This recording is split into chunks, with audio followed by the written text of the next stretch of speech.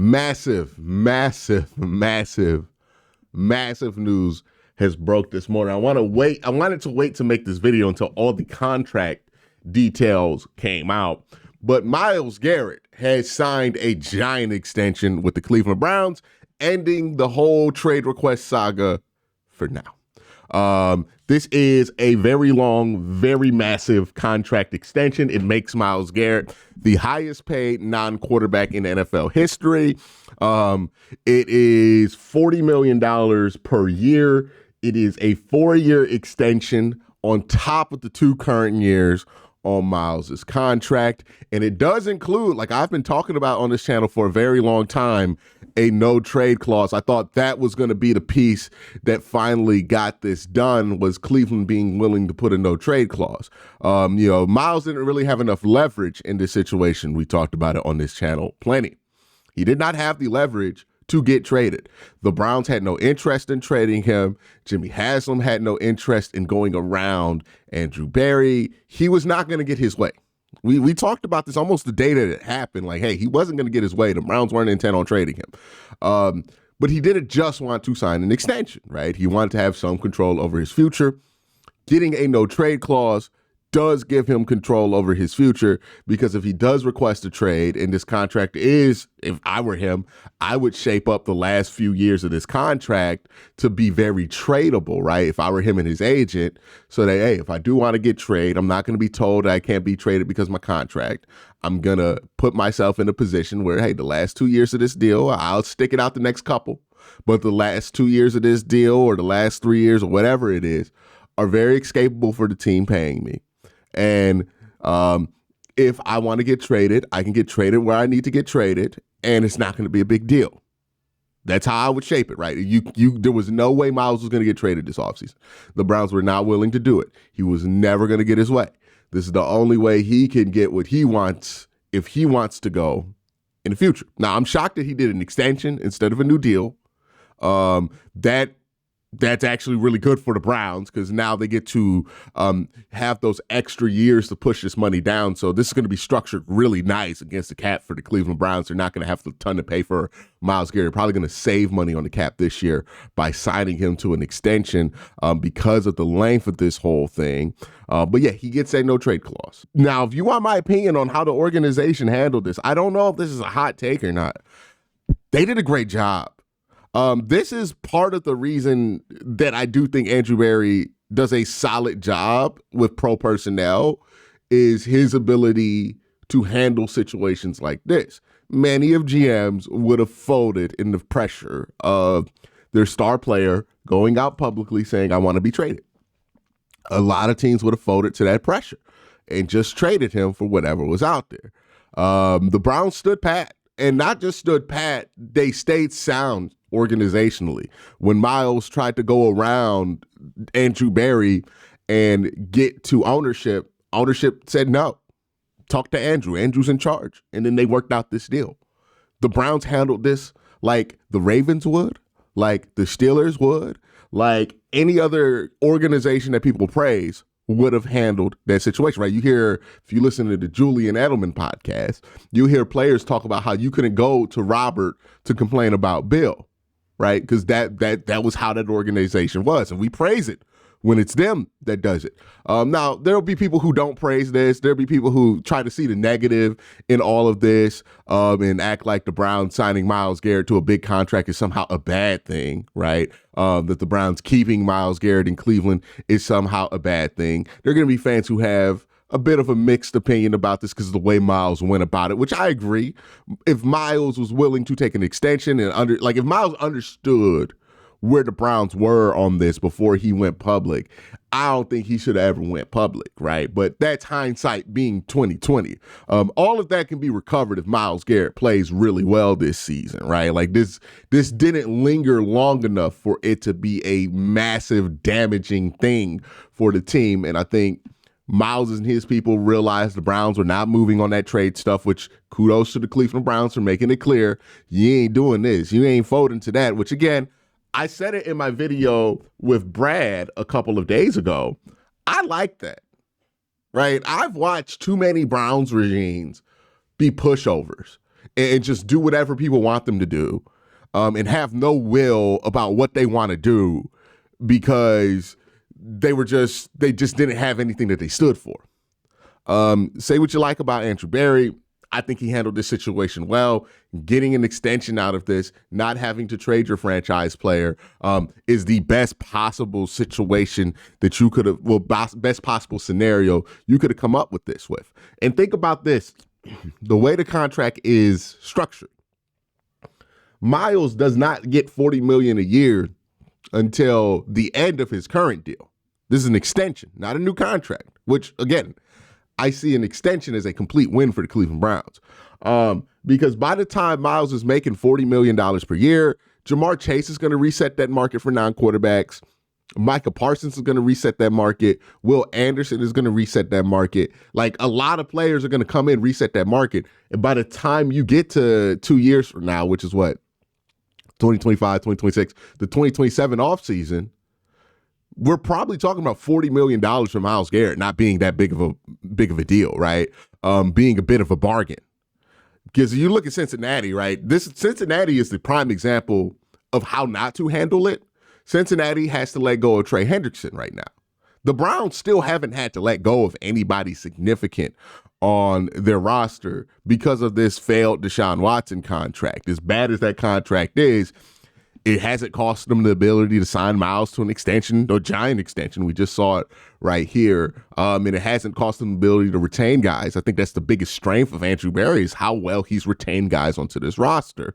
That's why even through the ups and downs, the Browns have won more games in Andrew Berry's regime with Kevin Stefanski than they have with everybody else from 18 to 99, 99 to 18. But anyways, being able to keep the current deal in place means that you can kick a lot of money down the road. It also means that you're really flexible on how that money gets paid out. This is a 6-year deal. He's here for the next 6 years, potentially. A lot of guaranteed money. And more importantly for the Browns, it buys you time to figure out what you need to do to get everybody to a happier place, right? Because star players, sometimes they get mad. Sometimes they want to go because they don't think the organization is trying to win after a season like the Browns had. You know, this happened with Kobe. It's happened with a lot of players, right? The organizations that don't fold usually end up better, right? The Lakers did not acquiesce to Kobe's trade. Well, they kind of did, but then they didn't. They didn't acquiesce to Kobe's trade request. They got something figured out. Kobe became a champion in a couple of years when it didn't seem like it was going to be possible based on how the Lakers were trying to build around him for a couple of years. Same thing can happen with Myles, right? The Browns could get their quarterback in next year's draft or this year's draft, and then things get much different for the Cleveland Browns going forward. The Browns, as bad as the press is about them, they're not that far away from being a good team again, right? Like, they're really not. They could flip the script and be a playoff team next year if they get better than league worst quarterback play from the position. I truly think that could be the case, especially if they draft well this year and make some smart signings in free agency. I don't think you're ever really that far away. Again, my thing in the NFL is you're never as bad as you think you are. You're never as good as you think you are. You're always closer to something than you are, than you think you are. And the Browns are a prime example of that, right? They're an 11-win team a couple of years ago. They're not that bad of a team. So I like how Andrew Berry has handled this deal.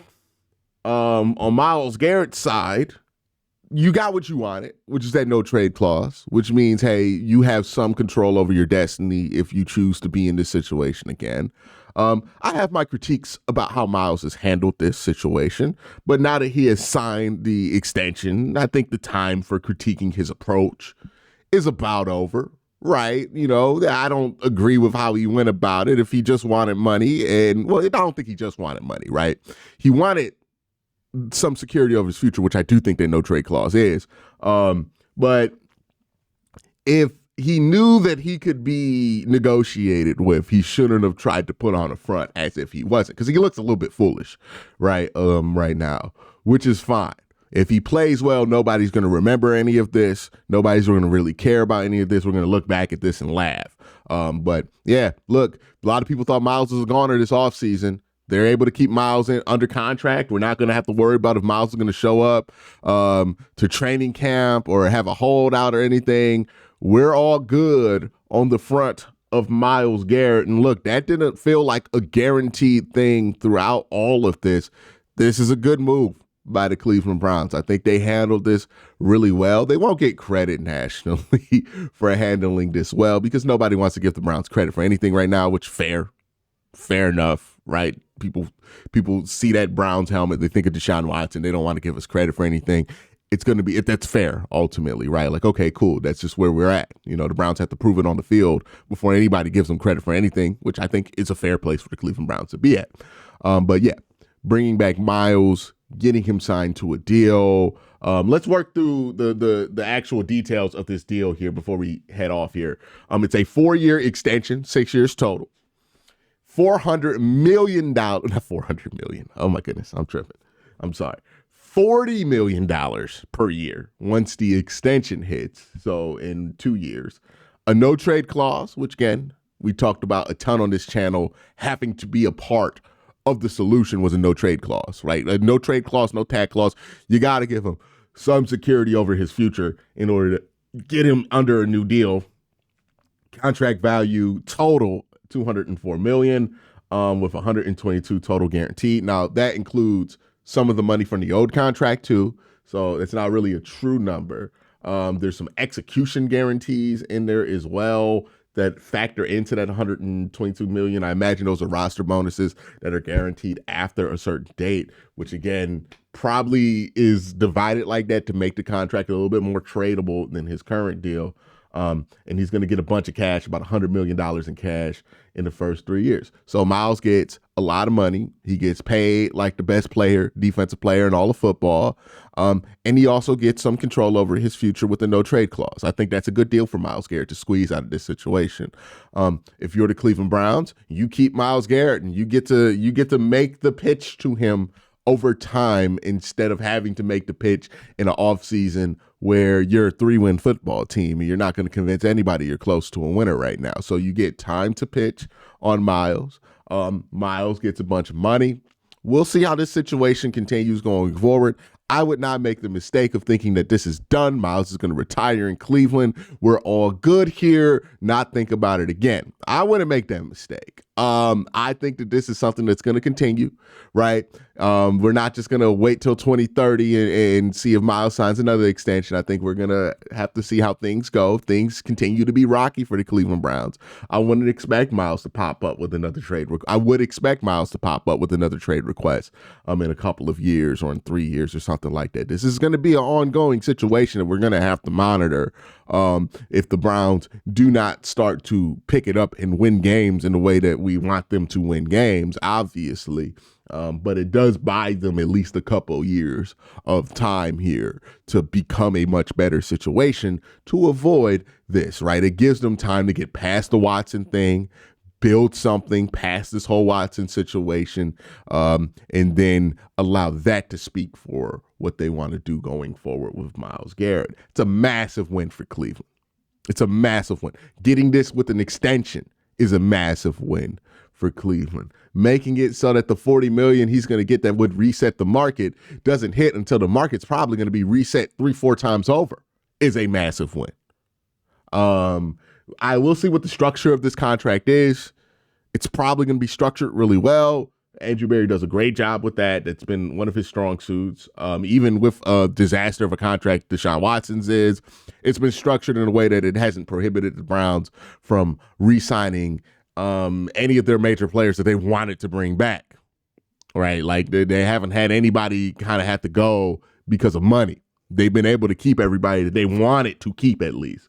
So yeah, I think for Myles, this is a win. This is about probably the best you could have gotten out this situation. So you win, you get your no trade clause, you get your control over the future. And if this pops up again, if he wants to be traded again, now Myles actually has some leverage in the situation to go where he wants to go to at the very least. And if you're the Cleveland Browns, you end this situation well before the start of free agency and you're free to move forward without this being a thought on your mind. You don't have to think, when you're signing free agents? Do we have to get a Myles Garrett replacement? That is something that you don't have to think about. Myles Garrett's going to be on your team for the foreseeable future. So, awesome. Look, I was worried because for a little bit it felt like, hey man, the Browns fans are being asked a lot here, but bringing back Myles, that is a massive deal. Let me know what you guys think in the comment section down below. Are you excited about this contract? Do you have concerns about this contract? I think that this is fine. Myles Garrett is not the kind of player I worry about the kind of money he's making. Like, I only worry about money for a player when I don't think they could live up to it, or when I don't think that they're good enough to make that money worthwhile. Myles Garrett is worth whatever money you pay him. He's one of the best defensive players, best players overall in all of football. So whatever money you pay him, this is not a Deshaun Watson thing where it's like he's going to have to live up to the deal. Nah, he's worth whatever you pay him. Like, I haven't thought about Myles's money since he signed a deal in 2020 because he's been spectacular. I expect to not really think about Myles's money for the rest of this deal as well, because I'm pretty sure he's likely going to be spectacular. So the money part of this, I could care less. If great players getting paid a lot of money, doesn't bother me at all. I love that. So yeah, I'm pretty happy with this situation overall. It was about some parts of it were what we expected, right? The no trade clause part, but the extension part, I think that's a big win for the Cleveland Browns. So y'all let me know what you think in the comment section down below. Have a great day. Have an even better night. Peace.